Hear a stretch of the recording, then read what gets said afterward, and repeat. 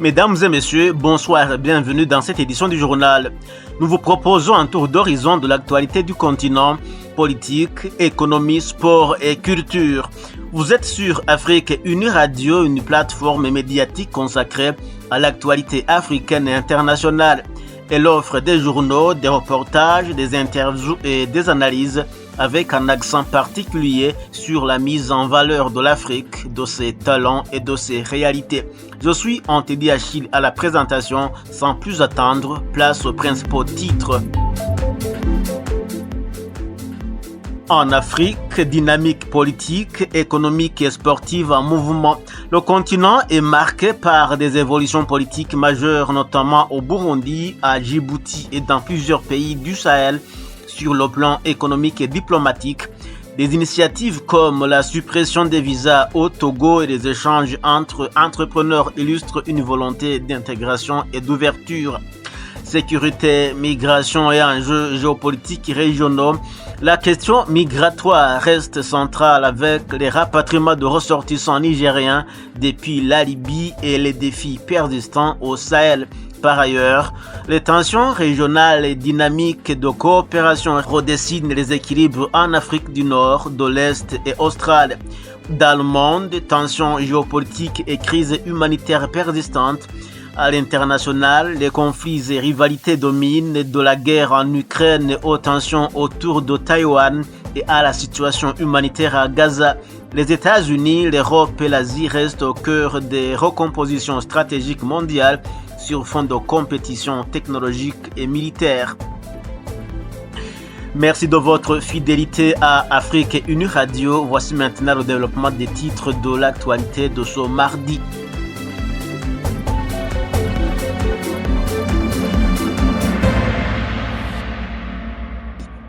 En actualité africaine, la CAF a procédé ce mardi au tirage des éliminatoires de la CAN 2027 au Caire, en Égypte. Les 48 sélections engagées, dont le Burundi, connaissent désormais leurs adversaires pour cette phase qualificative. Les équipes sont réparties en 12 groupes de 4 nations et les 2 premiers de chaque groupe décrocheront leur billet pour la phase finale. Le Burundi, fort de sa large victoire face au Tchad de 8-0 au tour des préliminaires, aborde cette étape avec confiance. La CAN 2027 sera organisée conjointement par le Kenya, l'Ouganda et la Tanzanie, une première dans l'histoire de la compétition. Au Burundi, réaménagement ce mardi au sein de l'équipe de communication du porte-parole de la présidence du Burundi. Nancy Ninette Mutoni est nommée chef de bureau en remplacement de Rosine Guylaine Gatoni. Nancy Ninette Mutoni est une ancienne journaliste burundaise devenue actrice de la communication politique. Elle a ensuite occupé le poste de commissaire à la communication du parti au pouvoir avant d'être élue députée en juillet 2027. Elle est désormais nommée chef de bureau au sein de l'équipe de communication et du porte-parole de la présidence du Burundi, poursuivant ainsi son parcours au cœur des institutions publiques. Son adjoint est le colonel Biyereke Frolibert, colonel à la retraite et ancien porte-parole de l'armée. Les discussions autour de la situation économique du Burundi après la mission du Fonds monétaire international.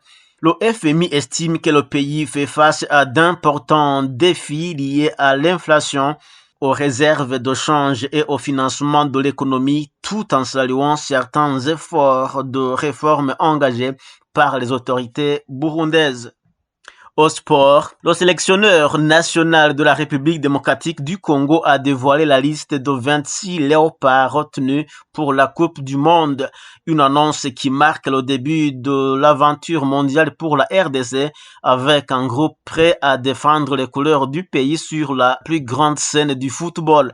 Les détails et les enjeux de cette sélection dans son reportage de Fanny Chamamba depuis la RDC. Comme d'aucuns s'y attendaient, c'est une liste sans réelle surprise que le technicien français a proposée. On y retrouve tous les cadres et ceux avec qui il travaille depuis son arrivée. La seule petite surprise, c'est clairement Gaël Kakuta qui avait disparu de radar et a bénéficié d'un concours de circonstances à la Coupe d'Afrique des Nations avec la blessure de Mario Stroikens. L'ancien joueur de Chelsea a été rappelé et va disputer la compétition.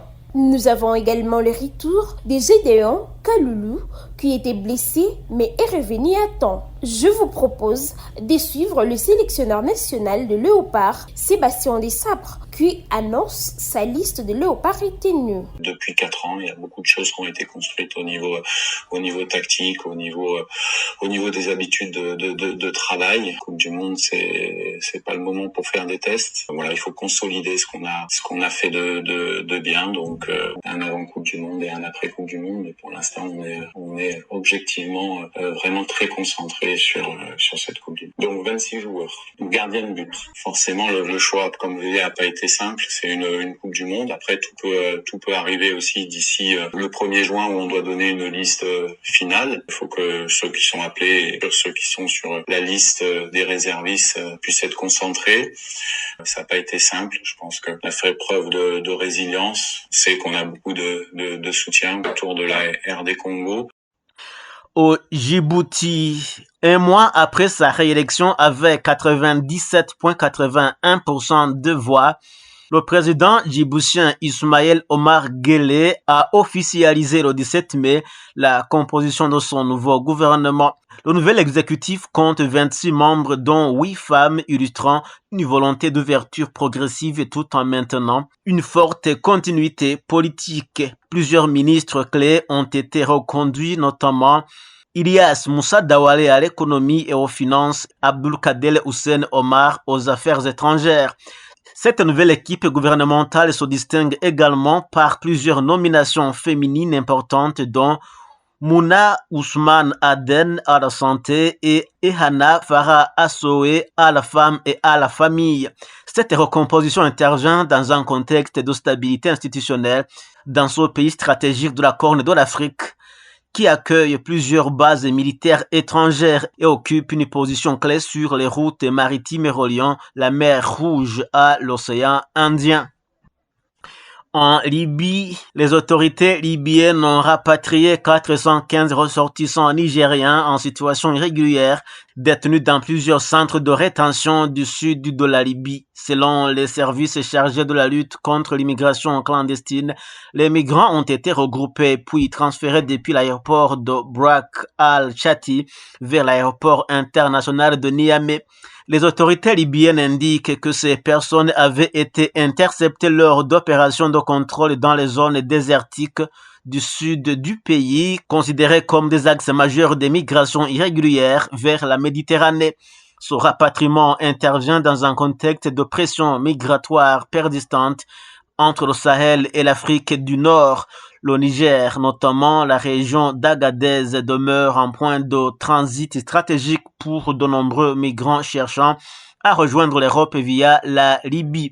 Malgré les dangers liés à la traversée du Sahara, au réseau de passeurs et aux conditions de détention, les départs se poursuivent. Les autorités nigériennes et leurs partenaires internationaux multiplient les initiatives de lutte contre les filières de migration clandestine et les programmes de réinsertion destinés aux migrants de retour. Le Togo franchit un nouveau cap dans sa politique d'ouverture africaine. Dans un communiqué officiel publié ce 18 mai 2026, le ministre togolais de la Santé annonce la suppression du visa d'entrée pour tous les ressortissants africains détenteurs d'un passeport valide. La mesure décidée par le président du Conseil entre immédiatement en vigueur et s'inscrit dans une volonté affichée de renforcer l'intégration régionale, la libre circulation des personnes et les échanges économiques sur le continent. Espoir Malamira. Selon les autorités togolaises, cette réforme vise à faire du Togo un hub régional de services, d'affaires et de culture au cœur de l'Afrique. Le gouvernement met également en avant son engagement en faveur des idéaux panafricains et de la coopération entre États africains. Concrètement, les citoyens africains pourront désormais entrer sur les territoires togolais sans visa pour un séjour maximal de 30 jours. Toutefois, les autorités précisent que cette exemption ne supprime pas les contrôles liés à la sécurité, à l'immigration ou à la santé publique. Les voyageurs devront toujours effectuer une déclaration préalable en ligne sur la plateforme gouvernementale décidée avant leur arrivée aux frontières togolaises. Cette formalité administrative restera obligatoire afin d'obtenir un bordereau de voyage exigé au poste frontalier. Le ministère de la Sécurité insiste également sur le fait que les dispositions contre l'immigration irrégulière et les séjours illégaux demeurent pleinement applicables. Cette annonce intervient dans un contexte où plusieurs pays africains multiplient les initiatives visant à faciliter la mobilité sur les continents en lien avec les ambitions de la zone de libre-échange continentale africaine. À Lomé, les autorités présentent cette décision comme une réforme majeure destinée à renforcer l'attractivité du pays et son leadership régional en matière d'intégration africaine. Au Rwanda, des femmes entrepreneurs mauriciennes sont en visite au Rwanda pour des échanges avec leurs homologues rwandaises afin d'identifier les opportunités d'investissement disponibles dans le pays et susceptibles de soutenir leur développement économique. Cette visite est faite suite à un déplacement des femmes entrepreneurs rwandaises à l'île Maurice. Ces échanges s'inscrivent dans un programme de coopération visant à explorer de part et d'autre les opportunités d'investissement offertes aux femmes entrepreneurs. En Afrique de l'Ouest, le Mali, le Burkina Faso et le Niger continuent de renforcer leur alliance au sein de l'Alliance des États du Sahel. Les trois pays multiplient les projets communs dans les domaines militaires, économiques et commerciaux avec l'objectif affiché de réduire leur dépendance vis-à-vis des organisations régionales ou partenaires occidentaux. Cette dynamique redessine progressivement les équilibres politiques dans la région sahélienne. En Afrique de l'Est, le Kenya et la Somalie ont annoncé la réouverture progressive de leurs frontières communes, longtemps affectées par les questions sécuritaires et les tensions diplomatiques. Cette décision vise à faciliter les échanges commerciaux, améliorer la circulation des personnes et soutenir l'économie des zones frontalières. Les autorités espèrent également renforcer la coopération sécuritaire face aux groupes armés actifs dans la région. Et au Maghreb, le Maroc poursuit son offensive diplomatique dans le dossier du Sahara occidental. Ces dernières semaines, plusieurs partenaires étrangers ont renouvelé leur soutien au plan d'autonomie proposé par Rabat, considéré par les autorités marocaines comme une solution au conflit. Cette évolution renforce les tensions régionales avec l'Algérie qui soutient le Front Polisario. En Afrique australe, le Mozambique attire de nouveaux investissements étrangers dans le secteur du gaz naturel, notamment dans les provinces du nord du pays. Plusieurs compagnies internationales misent sur les importantes réserves gazières mozambicaines pour développer des projets énergétiques de grande ampleur. Toutefois, l'insécurité persistante dans certaines zones reste un défi majeur pour la stabilité et le développement économique du pays. Et en actualité internationale, aux États-Unis, les questions migratoires et sécuritaires dominent l'actualité. L'administration américaine renforce le contrôle sur les visas et l'immigration, tandis que plusieurs tensions politiques refont surface autour des États dits sanctuaires. En parallèle, l'économie américaine reste portée par les investissements massifs dans l'intelligence artificielle et de nouvelles technologies. En Europe, la guerre en Ukraine continue de concentrer l'attention. De nouvelles frappes russes ont visé plusieurs infrastructures énergétiques ukrainiennes pendant que l'Union européenne prépare un renforcement des sanctions contre Moscou.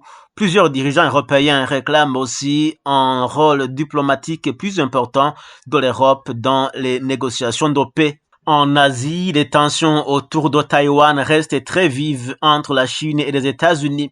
Pékin considère toujours l'île comme une priorité stratégique majeure, tandis que Washington renforce sa coopération technologique et militaire avec Taipei, notamment dans le secteur des semi-conducteurs. Cette rivalité devient un enjeu central de l'équilibre géopolitique mondial. Au Moyen-Orient, la situation humanitaire à Gaza demeure extrêmement préoccupante. Les organisations internationales alertent sur l'aggravation des pénuries et l'intensification des tensions dans la région, alors que les efforts diplomatiques pour obtenir une désescalade restent limités.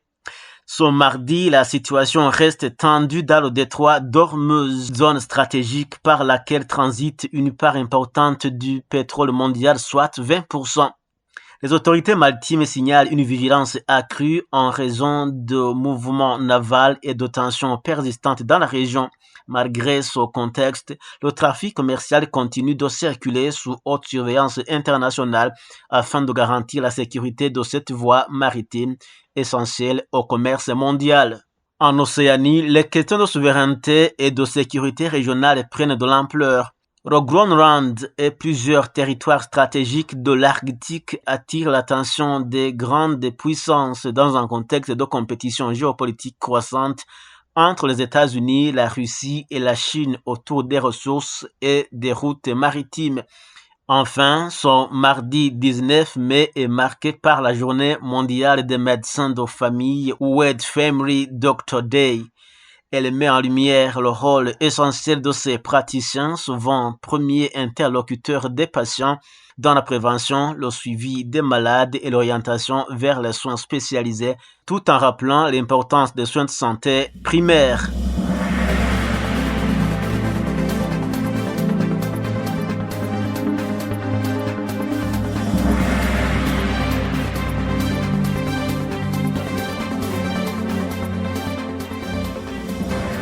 C'est par ici que prend fin cette édition. Merci pour votre fidélité. Restez connectés à l'actualité en continu sur nos pages Facebook et X. Retrouvez-nous très prochainement pour un nouveau journal sur Afrique Unie Radio. Ici, Antédi Achille. À très bientôt.